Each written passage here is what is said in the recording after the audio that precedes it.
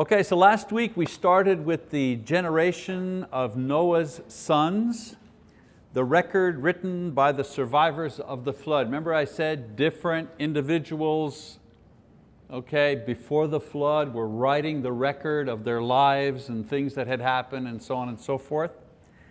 And so the survivors of the flood, they wrote about the flood and we have their record. And that's what we're reading in Genesis. They confirm that 120 years after God's final warning to man that if he didn't repent, He would destroy them.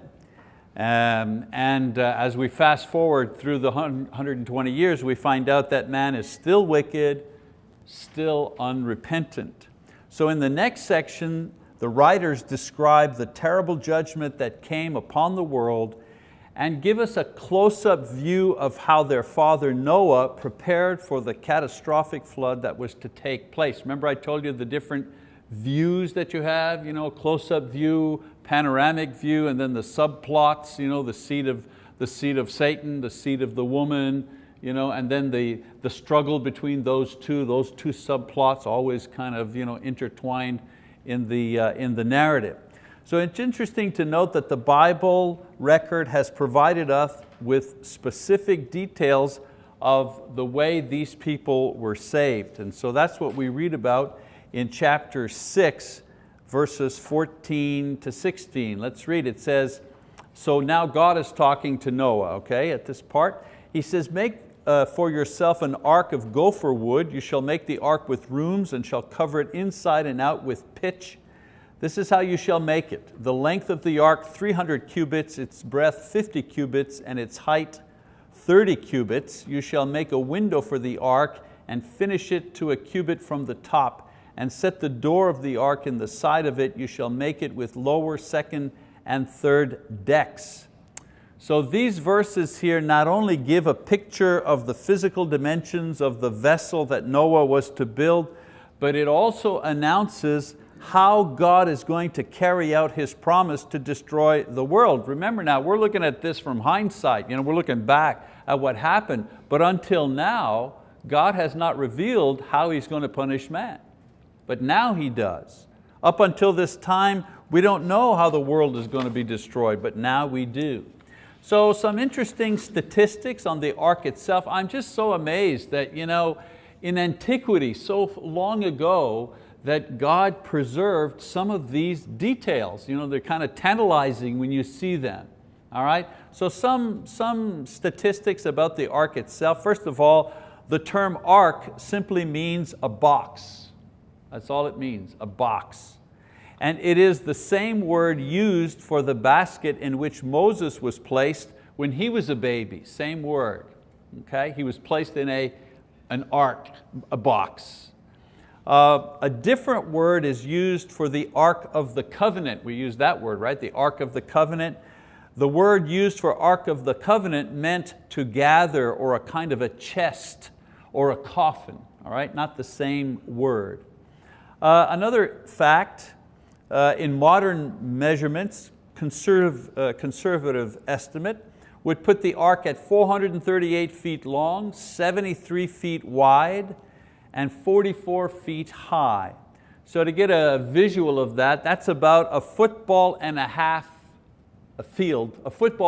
a half long, and 4 stories high. So we're talking about a pretty large structure here. Another thing that's interesting is that it was impossible to tip over the way that it was built.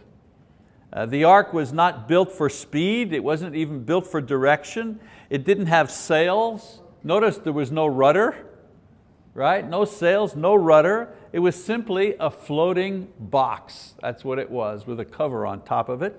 However, it was nearly impossible to tip over and sink. So a vessel this size and shape could be tilted to any angle short of 90 degrees and still be able to right itself. And of course, that was the right design, right, for what was going to take place. This was important, of course, given the nature of the disaster, as we said, that was going to take place. Over 1.5 million cubic feet of space. A box this side could contain, as I say, 1,400,000 cubic feet of space. And I don't know who figured out these dimensions here, but this would be equivalent to 522 stock cars on a train. That's a pretty long train. Or it would be, and this is the part, whoever figured this out, but it could also hold 125,000 sheep. Whatever, So it just gives you an idea of how much livestock that could be carried in something like that. But who would want 125,000 sheep? That's a lot of wool. It was multi-story. It had 3 stories with each one divided into different rooms or stables for animals. The construction material, we don't actually know what gopher wood is. It says gopher wood, but we don't know what gopher wood is. Probably some kind of dense kind of wood, that would be needed for that type of vessel. Pitch is not the name of a material. The word in the Hebrew simply means to cover, to cover. So it's the same word actually used for atonement. When you read about the word about atonement, to make atonement, same word, pitch, is used here, pitch. So we don't know its exact composition either, only that wood was covered with some kind of wood-resistant material. And then of course there's the mention of the windows and the door. The term for window in Hebrew is literally opening for light. We're not talking about glass here. We're talking about simply opening for light. The term in the Hebrew suggests several openings around the ark to let in light and air. There was, however, only one door by which the people and the animals would enter and then leave. So this construction must have seemed strange to the people of this era because they had never seen rain. They had never experienced a flood. Remember, this is still before the flood. The creation is still pristine. They had never seen anything like that. And this tremendous construction was being built where there was no water. I mean, once it was complete, it must have seemed ridiculous. I mean, there was no way to get it to the water.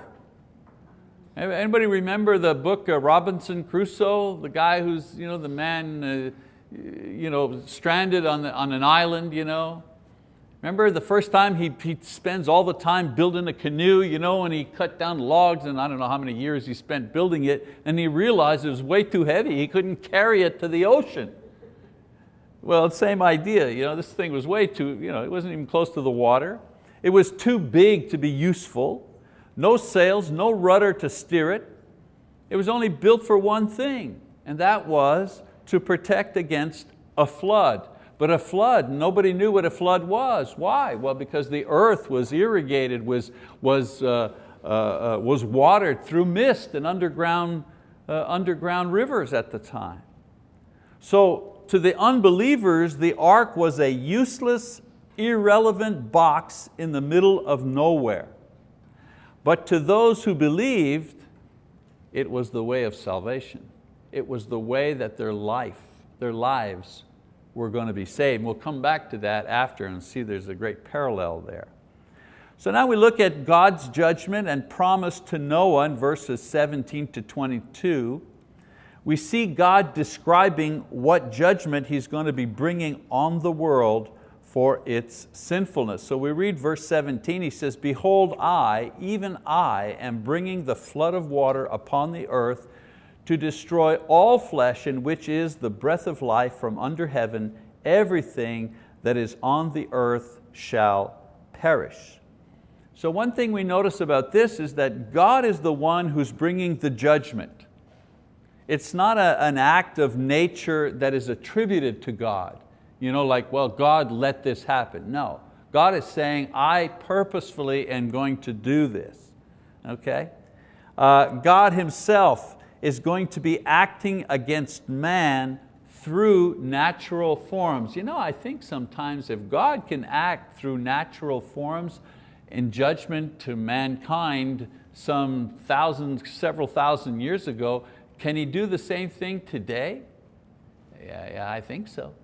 There's no law written anywhere that says that God would never again use natural forces to kind of influence man, send him a message. Sodom and Gomorrah, they got a message, didn't they?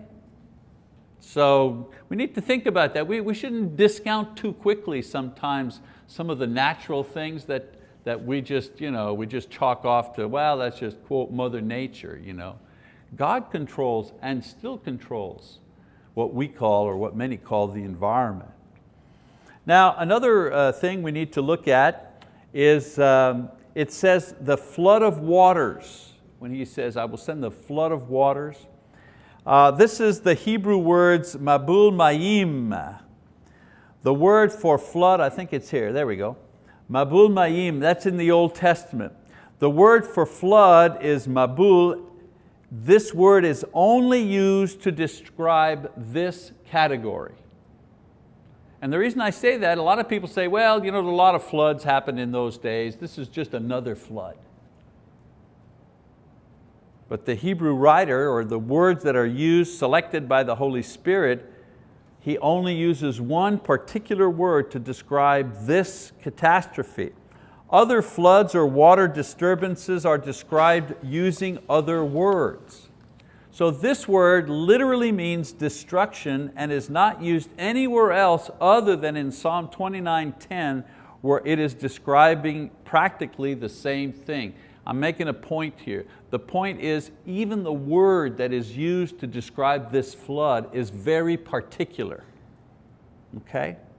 Even in the New Testament, when the great flood is mentioned, the Greek word that is used is kataklysmos, which means cataclysm, denoting the immensity of the flood. So the Bible is very particular about explaining this particular event. It actually uses a very special word to describe it. In other words, it wasn't just any flood. It wasn't just the Nile overflowing its banks. It wasn't just some sort of regional water disaster that took place. It was a cataclysm, a once in history making event. When they say there was a once in 100-year hailstorm, that in Oklahoma happens every spring, but you know what I mean? They say once in 100-year hailstorm, or a once in a 500-year flood, or something like that. Well, the Bible's making this point here that this was a once forever event. Now I say all of this because a lot of people today claim that the flood was just a regional flood that ancient writers embellished into a worldwide flood for the sake of a story. And you have a lot of Bible scholars or theologians or preachers or whatever try to explain away the flood that is mentioned in the Bible by simply saying, well, a lot of ancient people in their writings, they talk about a flood that they had in their area. So we have what they call flood narratives. We have lots of flood narratives in all kinds of different people in different countries, and the conclusion they come to is, so there wasn't a great flood, there was just a lot of little floods that different countries wrote about. And so I say, are you actually hearing what you've just said? You've got people in all kinds of different situations having records of a great flood that took place. What's the conclusion? They're all writing about the same thing. The flood that the Bible talks about as a cataclysm. All right, another thing, the flood or the destruction will destroy all that is, this is what the passage says. We're still talking about this passage where God is talking to Noah about the flood. He says He's going to destroy all that has the breath of life. And this includes mankind and animal life, but of course not marine life. Again, the Bible establishes the fact of complete worldwide destruction and not just a localized flood. And when we talk about the flood itself a little later on, next week, I think, the week after, we're going to see the effect of the worldwide flood on the earth.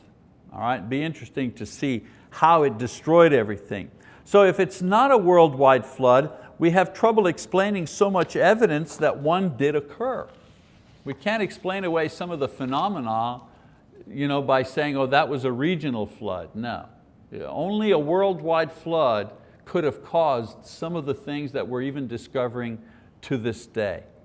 All right, so let's keep going, verse 18. Again, God talking to Noah about the great flood that will take place. He says, but I will establish my covenant with you, and you shall enter the ark, you and your sons and your wife and your sons' wives with you. So here we see the promise that God makes to Noah. This is the first time that the word covenant appears in the Bible. Up until this time, this word has not appeared in the Bible. Now the idea of a covenant is different than the idea of an agreement. I hear people say that all the time. A covenant is like an agreement. It's not. The two are very different things. Let me show you why. An agreement, when you have an agreement, both parties contribute to the details or the conditions of the contract. In a marriage contract, you have two names, you have witnesses, you have promises that you're going to make. Any contract that you make, two people are negotiating, and what you agree on and what you hold yourself liable for, you put into the contract. In a contract, either party can, under certain conditions, opt out of the contract. If certain conditions aren't met, we say, well, then the contract is off, the purchase is off. I agree to buy such and such. After I agree to buy the car, for example, for so much money, so on and so forth, on the condition that I have it checked by my mechanic and he gives it a clean bill. So you have an opt-out clause in a contract. It takes the agreement of both parties to put the contract into effect. Both people have to sign. If only one person signs, you don't have a contract, you don't have an agreement. Contracts usually benefit both people. Who would sign a contract that would go against themselves? So usually everybody gets something out of a contract.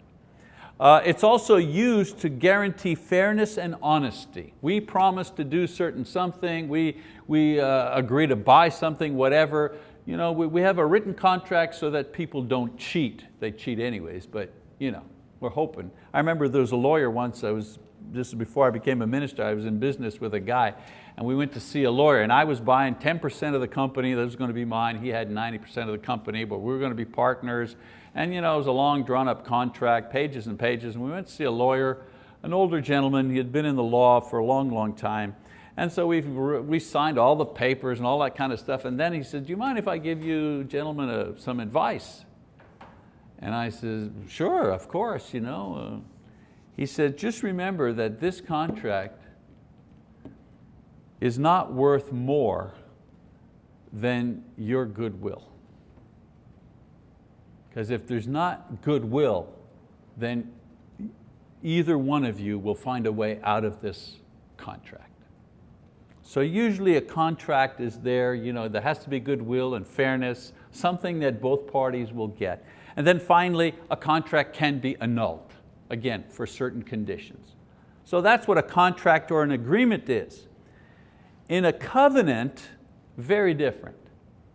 In a covenant with God, God is the one that establishes all the conditions in the covenant. We have nothing, we don't put anything down in the covenant. He puts everything in the covenant. In a covenant with God, God never opts out of the covenant. He honors the covenant no matter what man does. In the covenant exists and is in force on God's word. In other words, in a contract you both sign under law, there are penalties, so on and so forth. The law, supports the contract. If you break the contract and cheat, you can go to jail, that type of thing. But the thing that sustains a covenant is God's word, because God cannot lie. If He says this is what's going to happen, this is what's going to happen. Now a lot of times we see that negatively. We see that, oh, if God said He's going to punish us, boy, He's going to punish us. We tend to see things negatively because we're sinners, right? But try to look on the positive side. If God says, I want you to go to heaven and I'm going to do everything in my power to get you to heaven, isn't that encouraging?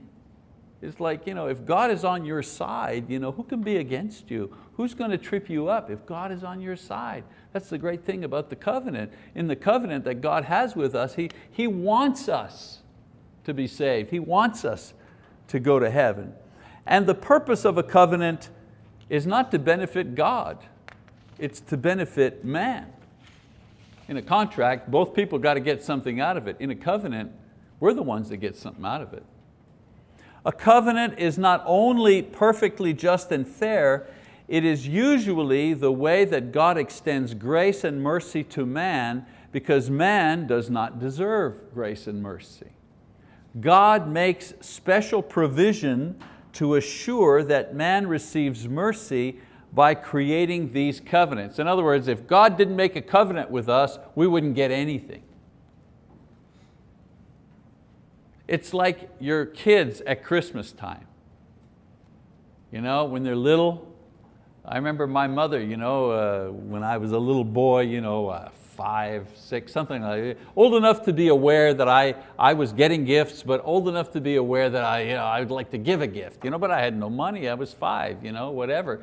And she would give me a few dollars, or my dad would give me money so I could buy my mom a present. I remember going to the pharmacy, and buying her, anybody remember Desert Flower? There was this perfume, I swear it was like this for $3, $3. And the thing that captured my imagination is that there was a plastic flower at the bottom of the perfume bottle. I figured this is top-notch stuff here.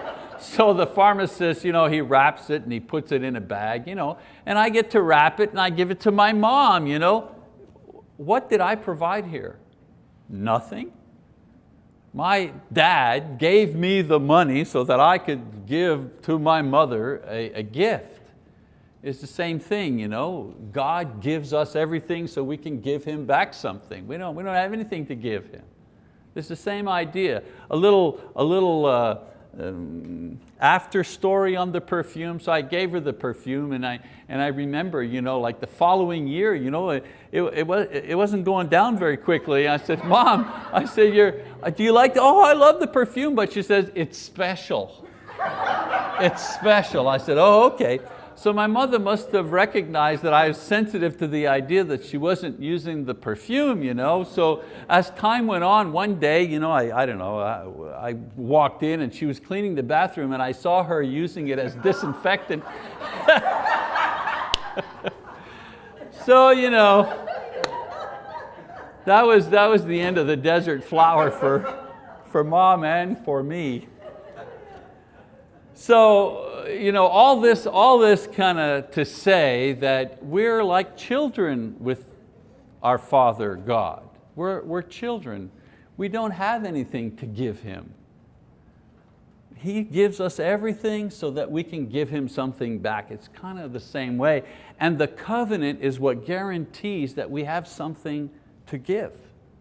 He makes the covenant, makes the rules, gives us something, we give it to Him. The covenant guarantees that for everything. And then one other thing, a covenant with God cannot be dissolved by man or by mutual agreement. God always finds a way to honor His covenants even when man wants to dissolve the covenant. Same idea, sometimes we say, oh God, I'm not good enough, go away from me. He won't let us go. He continues to pursue us always. And so God makes a covenant with Noah. It will be elaborated when the flood is over, and God will describe it in detail then. But for now, God invites Noah to enter into the covenant with Him by building the ark and entering into it when the time comes. So let's read verses 19 to 21. It says, and of every living thing of all flesh you shall bring 2 of every kind into the ark, to keep them alive with you. They shall be male and female, of the birds after their kind, and of the animals after their kind, of every creeping thing of the ground after its kind, 2 of every kind will come to you to keep them alive. As for you, take for yourself some of all food which is edible, and gather it to yourself, and it shall be for food for you and for them. So in the warning, God also provides information concerning the use of the ark and how the animals were to come to Him. 2 of every species or kind in biblical terms probably covers a much wider range than the division of types that are used today. There are a lot who are skeptical about this, but it's all quite possible. I mean, most animals are small. I know there are some very large ones, but most animals are small in nature. Scientists estimate that there are approximately 18,000 species of mammals, birds, reptiles, and amphibians in the world today. Double this amount to account for extinct species, and there are approximately 40,000 species that we're talking about. 2 of each brings you up to about 80,000 creatures. As I say, the ark, the size of it could easily accommodate this amount of animals. Insects, about 1 million of them in types. They don't take a lot of room, no need to make special provision for marine life. Now, an important factor is that God is the one who brought the animals to Noah. He didn't have to go out and capture it. They came to, you see this sometimes in movies about Noah, the animals just kind of streaming in on their own. These animals were under God's care and control, and so their needs and temperament for such an experience could easily be controlled by God. God's controlling the whole process here. It's not as if Noah had to understand what each animal ate and how they lived, and on the first floor, on the bottom, which animals to put next to. It doesn't say Noah had this special knowledge. Noah's job was simply to build the box. And building the box was the way that he was demonstrating his faith. God was taking care of the rest. Now, the one who created them could sustain them while they were in the ark. I'm reminded of the Israelites, remember? And God says to the Israelites, while they were in the desert for 40 years, He says, your sandals didn't wear out, your clothes didn't wear out.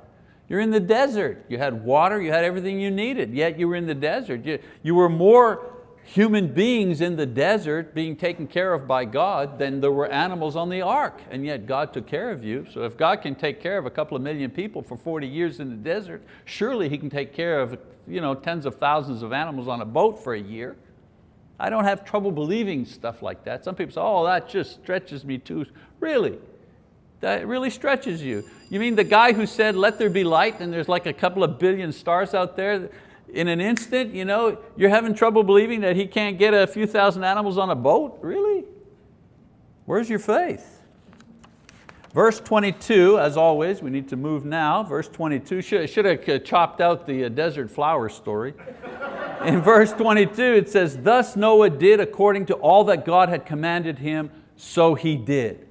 And so the record shows that Noah chose to enter into the covenant with God, and he did so how? By obeying God's command, by building the ark and preparing it for its year-long voyage. All right, so next time we're going to look at the flood and its effect on the earth.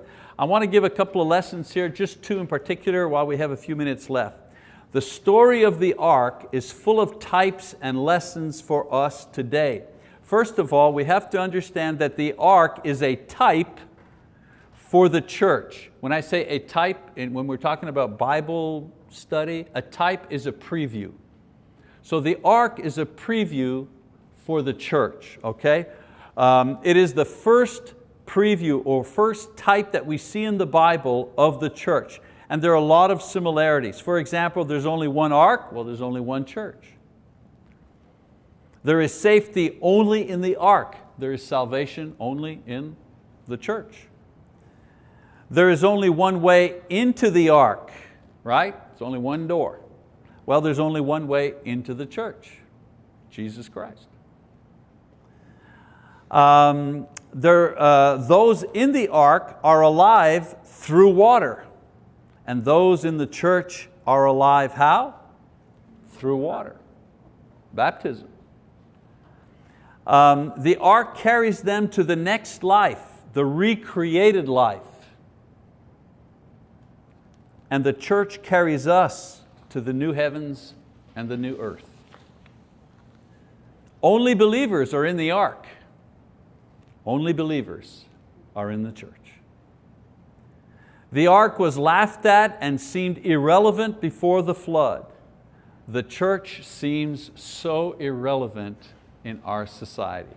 I mean, really. Do the heavy hitters, do the intelligentsia, do the Harvard types, do the media types, do the smart people on TV or who write books, do any of them take the church seriously? No. It's irrelevant, it's foolish, it's for simpletons. Well, they said the same thing about the ark. The ark was built by those who believed and obeyed God's promises.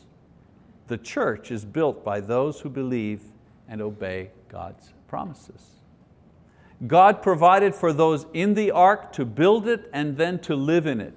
And then God provides for the establishing of His church and the preservation of His church through the catastrophes of this life. Notice, things are blowing up, things are happening, there's war, there's disease, there's this, there's that, there's all kinds of stuff going on out in the world, in our own lives. I'm sure each of us could talk about some catastrophe or some difficulty going on in their lives, and yet somehow, I mean, separately that's all happening, and yet when we come together, what are we? We're the church, we're still here, we're still hanging on, we're still standing. And then the ark was absolutely necessary because the flood did come. And the church is absolutely necessary because the judgment will surely come with Jesus' second coming. So the ark, the first lesson that I want to get across tonight is the ark is the first type or preview for the church. And then the second lesson is you need to be in the ark and you need to stay in the ark. The story is for us today to impress upon us the importance of the church and the fact that it is the vessel through which we will be saved when the next catastrophe occurs. And I guarantee you that if we read the Bible correctly, we can be absolutely sure that the next catastrophe will occur and there won't be any escaping it. There won't be any, oh, is it too late to apologize? Wait a minute, you know. All right, so that's our lesson on the prepping the ark. Next week we're going to talk about the flood itself. Fascinating, the effects of a worldwide flood on the earth itself and how it damaged the earth. Okay, thank you very much. That's it.